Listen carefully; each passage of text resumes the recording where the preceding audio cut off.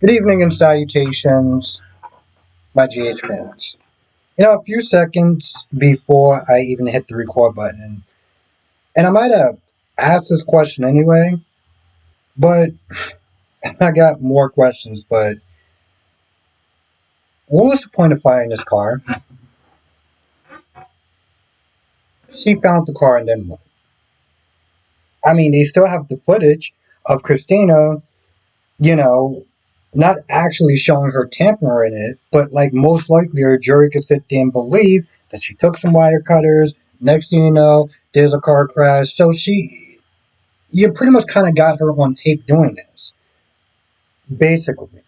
So what is finding the car actually going to do? And when she goes after talking to Rick, then she talks to Rick, and she pretty much kind of levels Rick like, listen, the longer this goes on, the more we're gonna get in trouble. It's embezzlement. And we're both going to sit there and go, all three of us going to go to jail. What is that going to do for Molly? And, Rick is just kind of there for the ride. Rick wanted Christina to go to jail. That's what he wanted. Ava was the one that wanted this money, and Rick was like, all right. But now you're incriminating yourself. Like, you went out, got a new sports car and everything like that. And I think he's kind of just like, well, I mean, we're kind of already in it. Like, this is mostly Ava. So she leaves. She tries to go to the car, to see about the car. I don't know what the hell she was planning on doing, but of course, when she gets there, there's a note saying, Alexis, and when she reads it, she's like, "You're looking for something." She tears it up and folds it up and throws it, and she sees Lucky. Now, Lucky was with Liz for a little bit, playing house, okay, and we're gonna talk about why I actually said playing house. But Lucas gets there with some flowers. Lucky leaves. Lucky goes to the impoundment that Alexis is there. Now, the reason I'm laughing about this is because Finelli did all this cyber stuff or whatever to try to find. I don't know why I was tapping my hands like that, but he was sitting there doing all this work to sit there and try to find where this impound where they moved where they moved Rick's car to. So he did all that, and Lucky just happened to find the car, happened to find where the car was. Like, I mean, a part of me is just like, I almost want to know how, right? They made this big deal hiring Spinelli. He did all this cyber work, and then like Lucky just found it the same way. Like, what? But anyway, he gets there and he loves her because he's like, listen, I know Christina did. Um, and Alexis is like, she tells him about the Ava and the Rick and the blackmailing and everything like that. And I'm just looking at this and I'm like, how long do you think you're going to be able to do this for? Because at some point, the money is going to start to dip to a point where there's none. And they're going to find out. They're going to find out something's going on with Alexis and this money. If they haven't, I don't understand how they haven't actually found out already, but they're going to find out. They're going to find out. And then what? What's your backup plan? Did you have a backup plan? Because honestly, to tell you the truth, like Diane said, just commit this chick already. It was much better to do that than to be sitting there trying to pay them out and then y'all go to jail and eventually Christina is found guilty and she goes to jail anyway. So I don't even understand what was the point. Like, it just seems so dumb to keep doing, and Alexis is usually smarter than that. And I understand, it's just her child and she's not. But come on, seriously? You tell me you didn't wake up and forgot that you had a brain? Dante, after talking to Christina, Christina making up this BS about how she found out about the damage on the car that, like, it seemed like she shouldn't have known about. But she does explain, I was driving past, going to work, and I saw the damage or whatever. So she explains it away. She leaves when Rocco gets there. Now Dante wants Rocco to explain everything that wound up happening at that party. He does. And the only thing that Dante does is blame Danny and specifically blames Gio for not calling um him or Lulu. And you know what? Here's the thing. I get that on some level. But what, you're gonna sit there and hold that grudge forever? And also, Rocco's like, yo, listen, Danny, you know what I'm saying? Danny's not responsible for me. I'm the one that sat there and drank. You shouldn't sit there and put this all on Rocco. Like, in all reality, he's basically sitting there taking, ownership for what he did. Basically sitting there saying, yo, listen, that's not his responsibility. But Dante just seems like he's just stuck on stupid, right? And so he is just keeping this whole thing just going and going and going. And, at this point, I defended him in the beginning. And I understand that when you're angry, you're emotional, whatever, it's hard to know when an expiration date is appropriate. But like, we're getting to a point where it's like, now, bro, it's like, come on, what are we doing? Are you're gonna blame him forever for something that your kid did? You should be like, honestly, tell you, you should be more upset with Rocco than Gio. Yes, Gio should have sat there and called, and I get that. But like, I don't know. Part of me is just like, bro, you doing too much, and you've been doing too much. And at the end of the day, if you weren't sitting there trying to play peacemaker between Lulu and Brooklyn and all her nonsense, then you would have been there for your son. But yet you want to sit there and take it out on other people. And now Gio is sitting there feeling like this is all his fault. I'm like, because of Dante and his stink ass attitude. Sonny tries to talk him down and tries to talk him out of it. Like, hey, listen, you did what you thought was right. Yeah, you messed up, but listen, you panicked and you did. You know, like you can't go back and redo it. Like at least you tried to do something. Um, and then so some stuff like Donna and him playing music for her that was like whatever. Um, I don't know. And there's this whole thing. Oh, you know what? Screw it. Before I even get to the Brooklyn, which not exactly looking forward to talking about that, but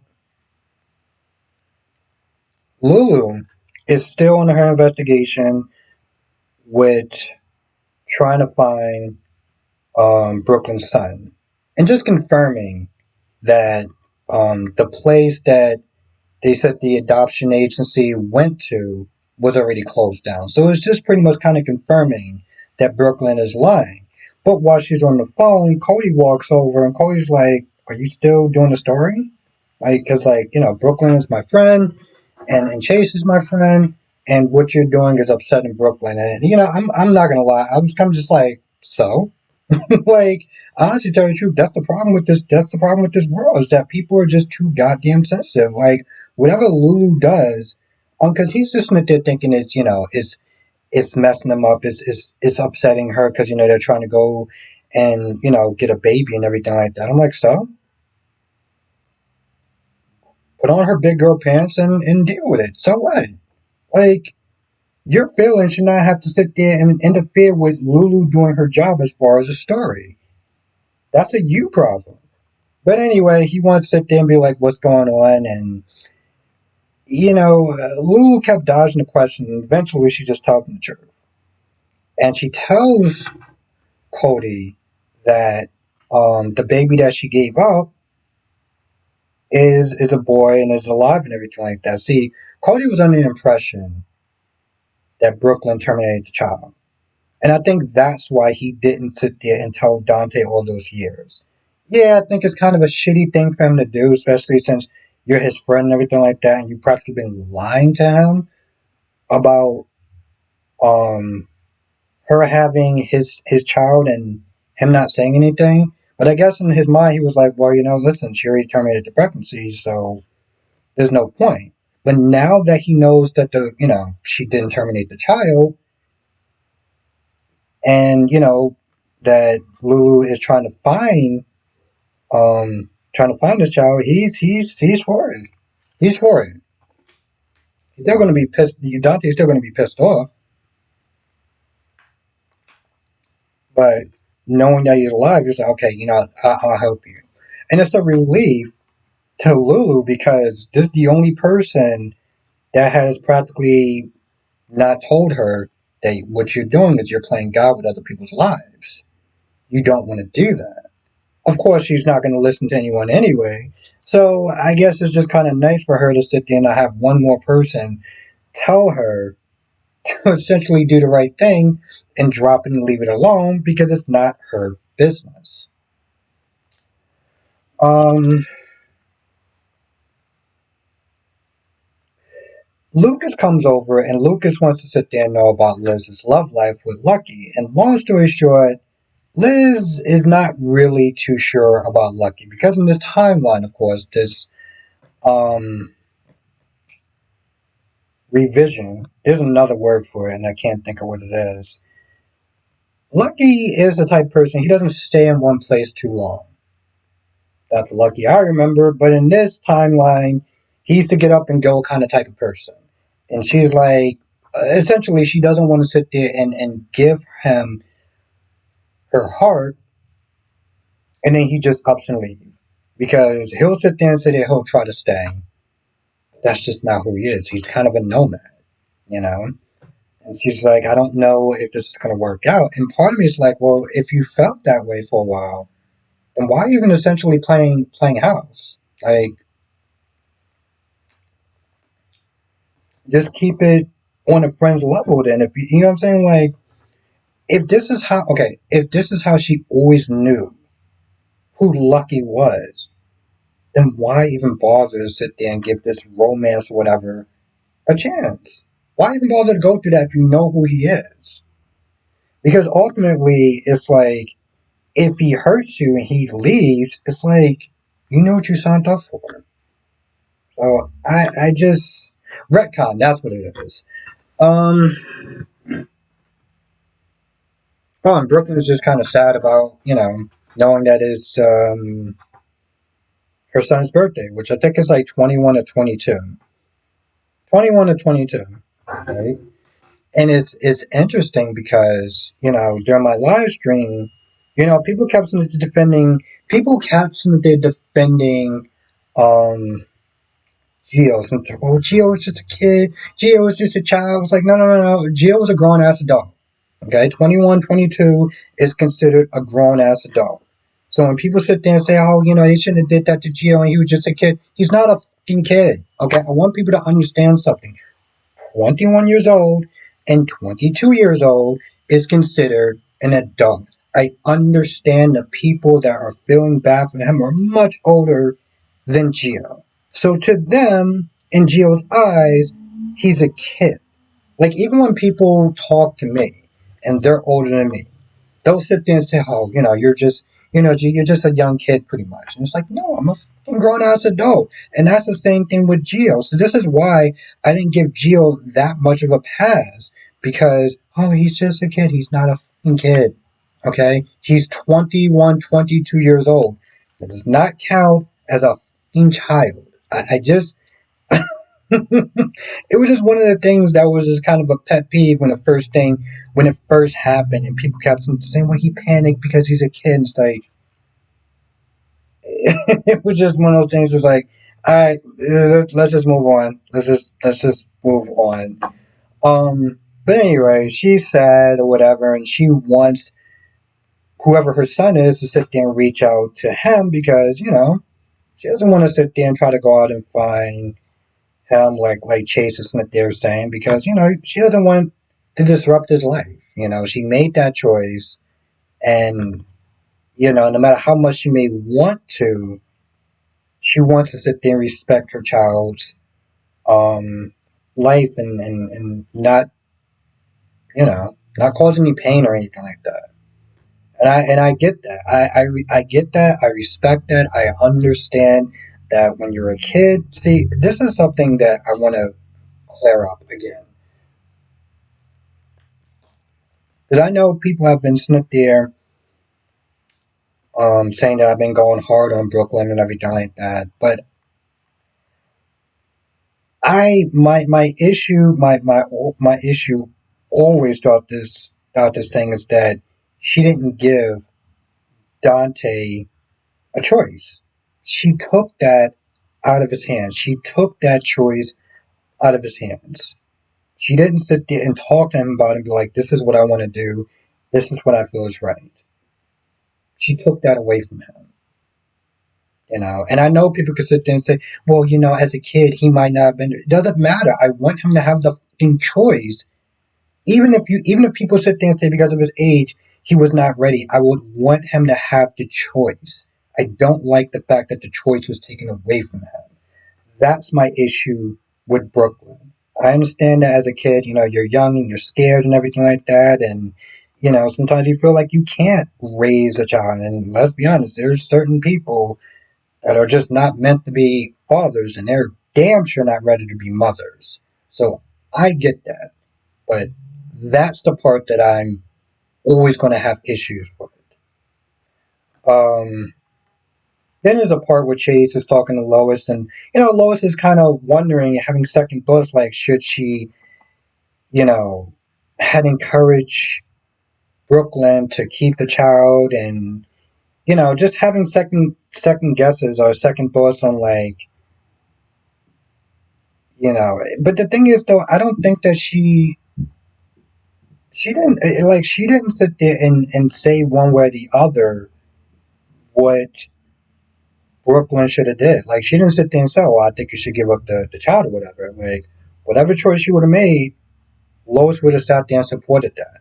She does sit there and apologize to Chase because now he has to sit there and keep that secret. But I don't know. He's on some.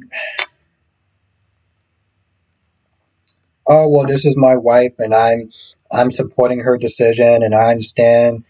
I'm standing by her decision or whatever. And I'm like, okay, that sounds all good and great. Just understand when Dante finds out, he ain't gonna want to F with you anymore. He is not gonna want to F with you anymore. That is for damn sure. I get the idea of standing by your woman and everything like that. I get that. And on that level, I understand.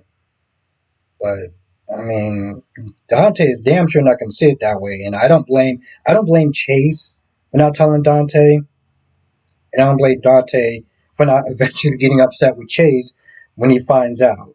What else wound up happening? Well, I feel like that's about it. I feel like that's about it. There might have been more stuff that I missed, but that is the general gist of the episode. Now, with that being said, it is about 6 o'clock, and I think I do have about three more soap operas to sit there and watch. And I have to wake up early in the morning. So, also, I had some errands to do earlier today before I started watching the soap. So everything unfortunately kind of got pushed back. And so with that being said, I'm not going to do a live stream tonight. I'd rather not sit there and try to rush through this and then just try to do a live. I'd rather just sit there and save everything for tomorrow. Um, Five soap operas, and then when something gets pushed back, everything just kind of it's a domino effect. But I will be back tomorrow, though. I'll be back tomorrow. I'm gonna sit there. If anything changes, I'll put it in the community tab. But for right now, I'm probably just gonna wind up doing a live stream tomorrow. And of course, we'll talk about all the soaps and da da da da da da da da. But with that being said, I'm gonna go. I'll see you in the next video and live stream.